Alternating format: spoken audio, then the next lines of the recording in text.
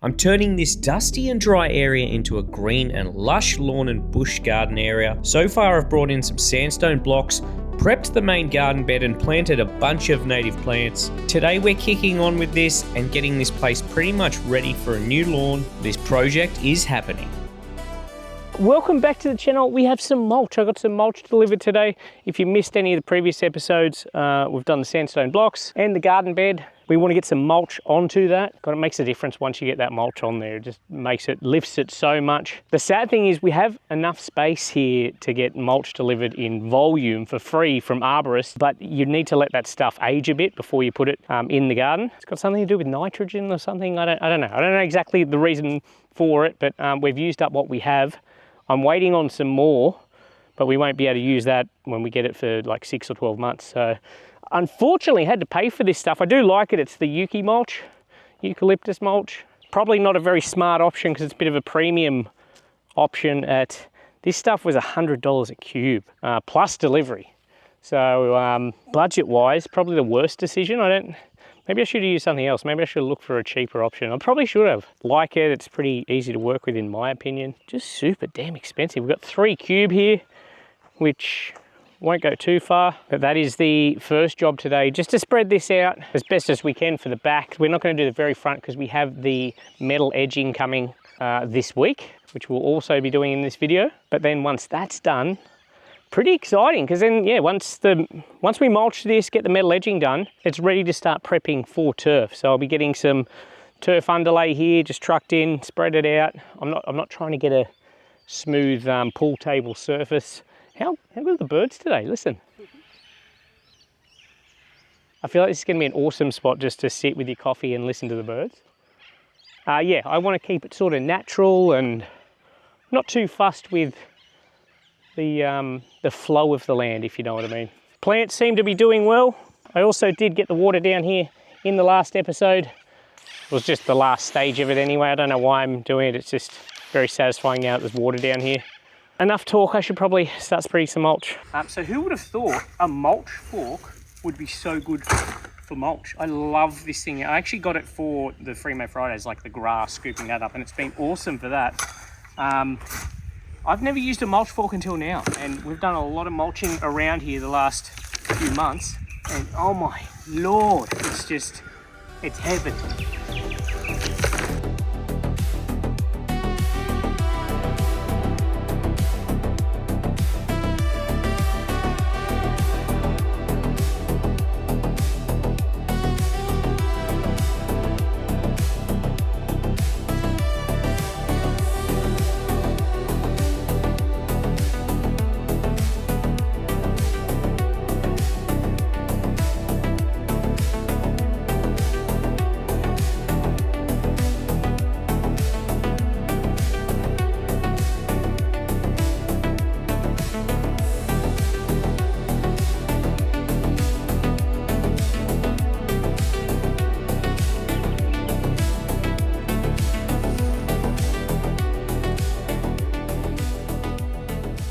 That wasn't too hard. I absolutely love how it looks. It just really lifts everything. Such a contrast with the plants, so you can really see the green bounce out now. So between the rock face, the mulch and the green of the plants, it just really gives it some cool colors.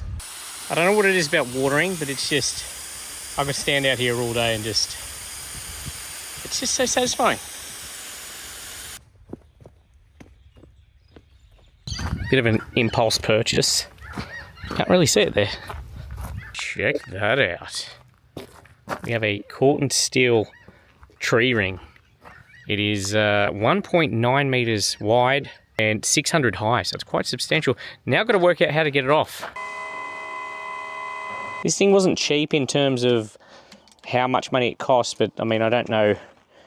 I didn't really shop around. It was an impulse buy, so what was it, about $825? $750 plus GST. Yeah, initially when I saw the prices of them, I was like, But then I'll show you where I'm going to put it. Meanwhile, amazing to have the truck. It did just fit, but wild to be able to get this sort of stuff on. Oh, we got a little baby one too. I'm not sure what I'm going to do with this one.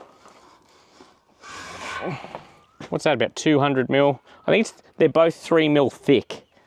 Okay, let's try and do this. Shouldn't damage it. So the plan is to get it up and then roll it down. This is probably a 2-person job, but if we did that, 1 person wouldn't be able to film, so. Oh, it's not as bad as I was thinking. It's definitely not light. Awkwardness is being back here. I might just slowly work my way down. Oh, and then drag it with the cardboard. There you go. Okay, that was much easier.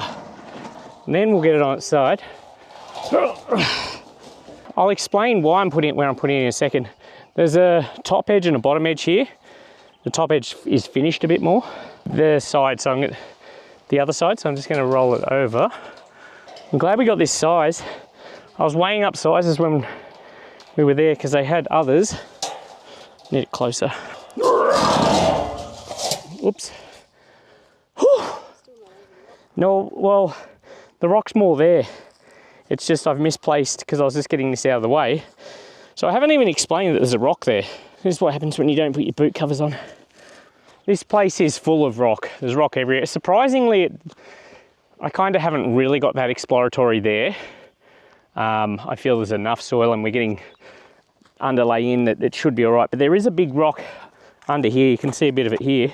And I didn't want to just put underlay over it and then the grass dry out. So what I was going to do was just have a garden bed there with like a natural edge. And then I thought, what would be even better if we got one of these and then you got like 500 mil or 600 mil of soil in there for plants to grow well, and it'll just look amazing when it's done. It won't show the scale really. Like well, I guess they call them a tree ring, but we're just using it. We might put a small shrub or tree or something in there, and then some, some more grasses or something. Not 100% sure. Very impulsive buy today. It's Friday afternoon. It's now like just about 6 p.m. So it was very last minute, but I'm super excited to have it here. I think it's going to look absolutely sensational. What a lovely morning. Look at that sky. Look at this garden. So pretty, so nice. We've got a bit of leaf matter, which doesn't surprise me from the gum trees in the garden. It's just going to be an ongoing thing, but the plants seem to be doing well. You may or may not have noticed we have some steel edging here. Now I was looking for some corten steel edging for this garden bed. Wanted to get a bit of a nice curve going here. You can kind of see I've laid it out in the rough sort of curve that I want. I wanted to get some pretty heavy duty stuff, and that's what I did end up getting. We got some 6 mil stuff here. Now it's not actually corten steel, it's just mild steel. The place I got it off, Ironbark Metal Design, who really helped me out with this. Because of the cost, they recommended I just use mild steel because it's so thick. They say it'll only rust about 1 mil every 10 years, so that would bring the cost down. I'm no expert on this, but I think like the corten steel, the rust creates like a barrier and then prevents like further rust. I don't know, but the mild steel will just like rust naturally. But yeah, because it is so thick though, it should last quite a while. That's what they've told me, and I do trust them because they did look after me, so I do appreciate that. Go and check them out if you need anything for your garden. Ironbark Metal Design. I did end up buying a bunch more of it for some other garden areas too. Now that it's got here, I'm thinking maybe I've gone a little overkill because they are 200 high as well. So we've got 6 mil by 200 high. They are 3 meter lengths, and I think they weigh about 30 kilos each. So some serious metal there. We've got the whole length taken care of here, obviously. They need to be stood upright. Obviously, we need to fix them into place, and to do that, there are a number of ways. I think you can get joiners for these that join up each of these, and stakes that go into the ground. We will be welding them. I won't be. I have a family friend coming who is an expert welder to weld the pieces together, as well as, I guess, tack them to the rebar that I'll be putting in the ground to put them in the right spot. So we've got some 12 mil rebar here. I actually would like to learn how to weld, so I think that's something I want to do over the next 12 months. That's one of my goals. I'd like to learn how to weld because it would come in super handy. So yeah, I'll be putting this rebar in the ground, and we'll be welding the garden edge on the garden side to the rebar. I'll also be putting some outside here so we can bend it to shape or curve it. I'm not sure how curvy we'll be able to get it, but I just want a bit of a, I kind of want what we've got there, that little flow we've got going like that. Just, we don't want straight edges here. I think once it's done, it'll look amazing, especially the contrast of that rusted metal edging to some nice green turf and then the garden in the background. I just think it'll look fantastic. Now, I did show you the other day, we bought this tree ring. It was an impulse buy. The day after that, just by chance, we went to, there was a home show at the convention centre in Sydney. I just thought we'd go and check it out. And I didn't even know, but Margaret River Trees had a stand there, and they do lots of those grass trees. And then when land's being cleared over there, they rescue them and bring them over and then rehome them to people like us. We didn't get a grass tree. We ended up getting a bottle tree, which get those real sort of bulbousy trunks over time. It's only like 6 or 7 years old, the one that we got. I wasn't expecting to walk out with a tree today, but here we go. Because we are trying to do this to some sort of a budget. As much as I'd like to get a really mature one, it's just not on the cards, unfortunately. I don't think it'll be here for a couple of weeks. I will obviously show you that when we get it in here. Might be in the next video, I'm not sure. I actually leave tomorrow for the States. There's a big expo over there. It's called Equip Expo. It's like the biggest outdoor power equipment show, I believe. Lots of brands show their new equipment there. Obviously, that's what this channel's built around. I've been wanting to go to this show for the last like 4 or 5 years, and every time it comes around I'm like, oh, I'll go next year. This year, last minute, just decided to book some flights and just do it. It's really going to be a bit of a whirlwind trip. I'm in and out in less than a week, and that includes like the 4 days of the show.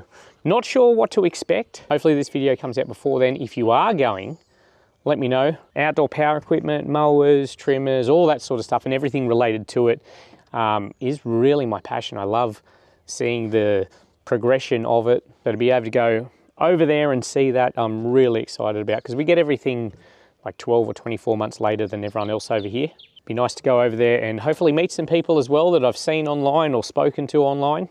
I will do videos of everything I see there and the trip if you're interested. So I will pepper the feed probably with that a bit. But once I am back, we will be right into this, and that will include going to the turf farm to choose our turf. I kind of think I know what I'm going to get anyway, but I really want to visit the turf farm again anyway to firm up what we're going to do and organise it. That's enough blabbing. Should probably get to work on this, I guess.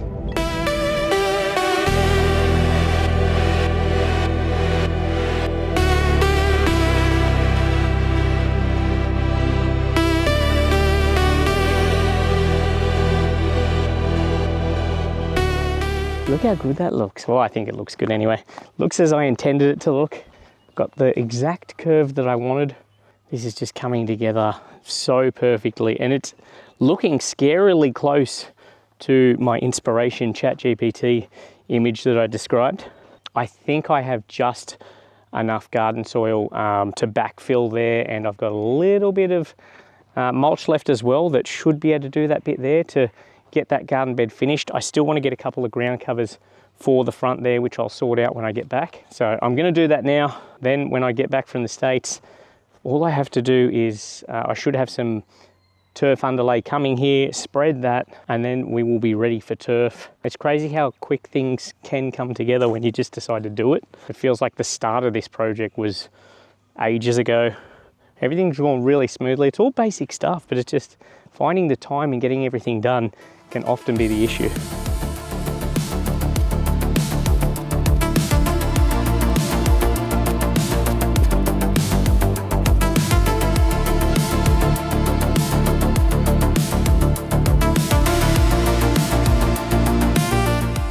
Okay, the edge is completed. Backfilled, mulched. It did highlight that I definitely need some more plants in the front here. So we do still have to do that. That is when I get back from the States though. The next video you see, I'll be in the States at Equip Expo showing you all the new equipment, anything I'm interested in, anything I think you'll be interested in. So if you are into that, check it out. If not, we will continue with this project as soon as I get back. Really appreciate your support. See you next time.